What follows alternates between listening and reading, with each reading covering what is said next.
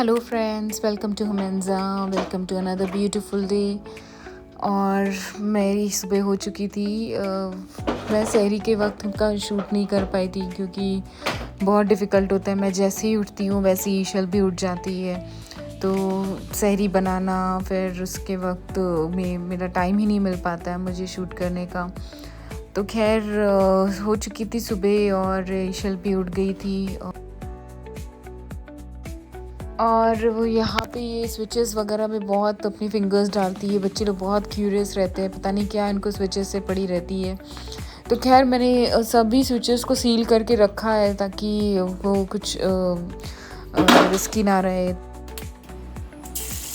खैर मैं किचन में आ गई थी और यहाँ पे मैं ईशल का नाश्ता बना रही थी और मैं सोच ही रही थी कि एग में और क्या क्या वैराइटीज़ रहती है। तो मेरे हस्बैंड ने बोला कि उसको स्क्रैम्बल्ड एग बना के खिलाओ, देखो खाती है या नहीं। तो मैंने उसको आज स्क्रैम्बल्ड एग दिया with fruits. So let's see खाती है या नहीं।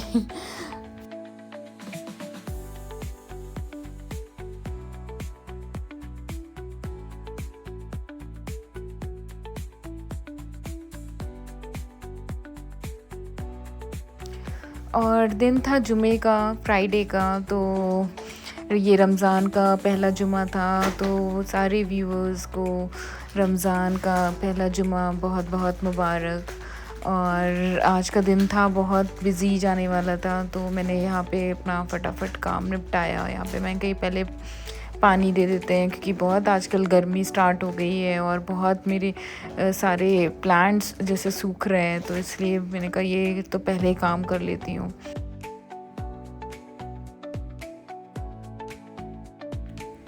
तो बस टाइम हो गया था जुमे की नमाज़ का, तो ऑलरेडी अज़ान हो भी चुकी थी।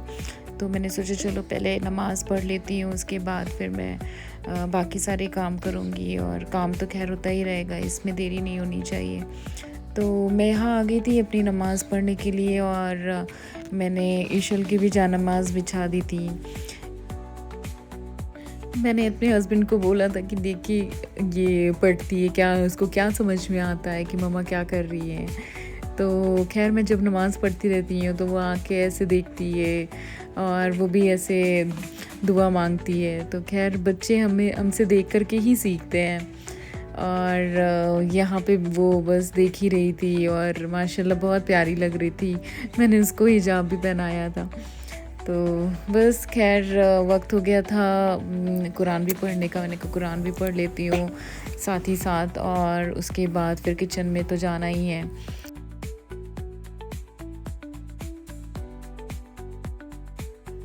सेकेंड डे था रमज़ान का और अल्हम्दुलिल्लाह बहुत अच्छे से गुज़र रहा था।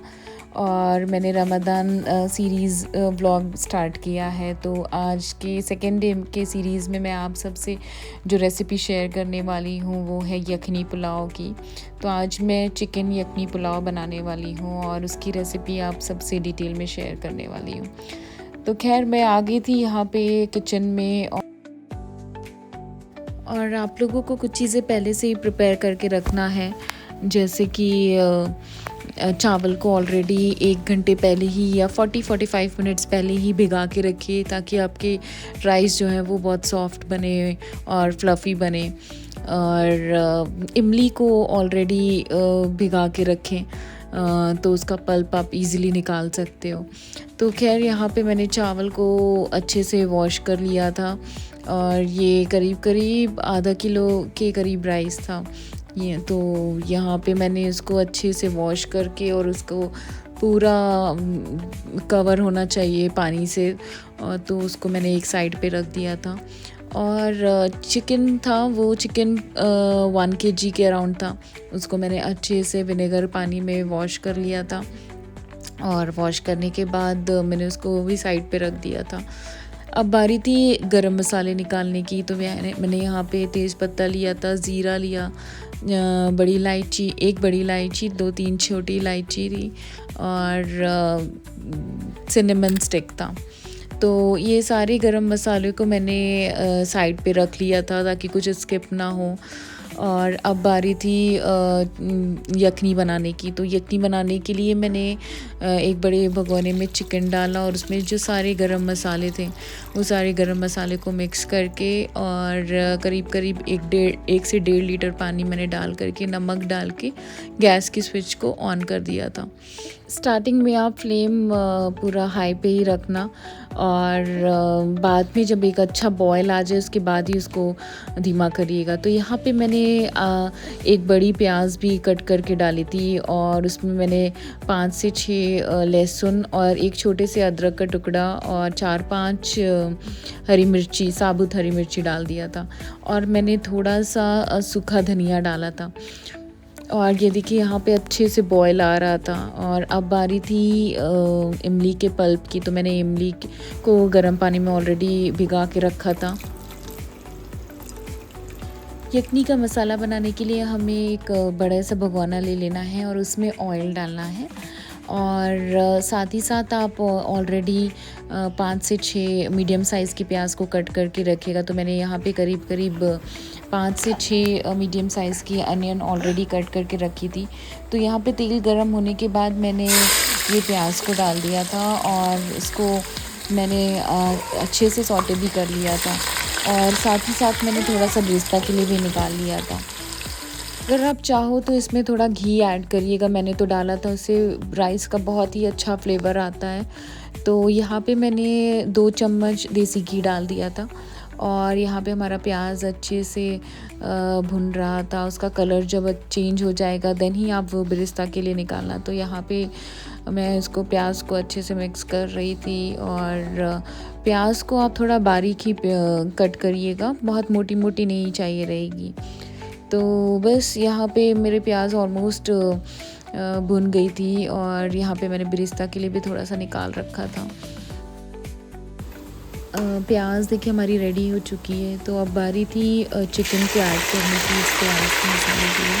तो यहाँ पे मैंने जितने भी चिकन के पीसेस थे वो यखनी में से सब निकाल करके इस प्याज में ऐड कर दिया था। तो ऐड करने के बाद हमें अभी इसको अच्छे से भुनना रहेगा। तो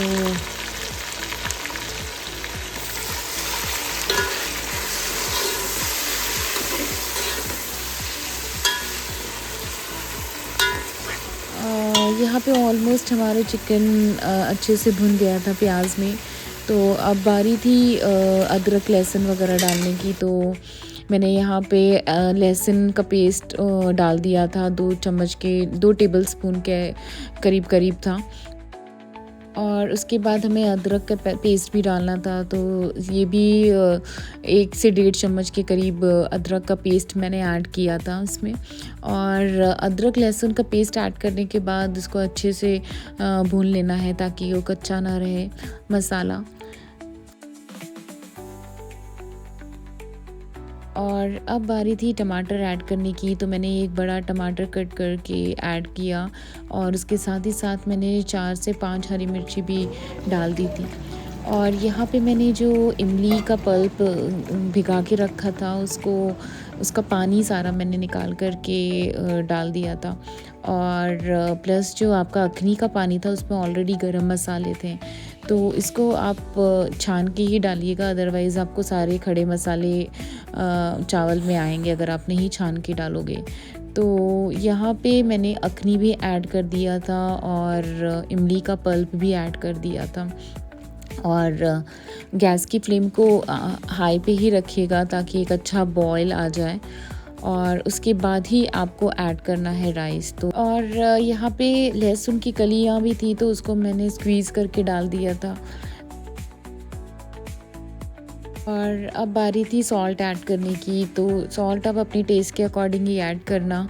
मैंने यहाँ पे 3 से 4 चम्मच मैंने सॉल्ट ऐड किए थे और इसको अच्छे से मिक्स कर लिया था। गैस की फ्लेम तेज़ ही रखी थी। यहाँ पे मुझे थोड़ा सा पानी कम लग रहा था तो यहाँ पे मैंने थोड़ा पानी भी ऐड किया था।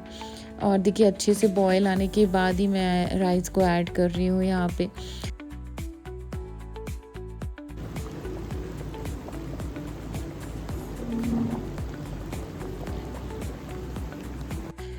पानी सारा खुश्क हो जाने के बाद मैंने यहाँ पे ऐड किया था हरी धनिया, और उसके बाद मैंने इसको 15 मिनट के लिए एकदम स्लो फ्लेम पे रख दिया था, ढक्कन ढक के। और अब देखिए यहाँ पे हमारा राइस रेडी हो चुका था।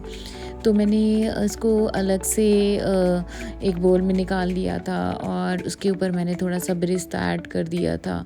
तो बहुत ही टेस्टी बना था हमारा यखनी पुलाव। पूरा फ्लेवर आ गया था गरम मसाले का, और अलग से आपको कुछ भी डालने की ज़रूरत नहीं। इसे आप रायते के साथ सर्व करिएगा। रायता जो है वो हरी मिर्ची के पेस्ट में बनाइएगा, उससे बहुत ही अच्छा टेस्ट बनता है रायते का। और या तो फिर आप मट्ठा भी बना सकते हो, तो बहुत ही मज़े का लगता है। तो खैर शाम का वक्त हो चुका था, मगरिब हो रही थी, और बस रोज़ा खुलने ही वाला था। तो हम लोग बैठ गए थे टेबल पे और दुआएं मांग रहे थे।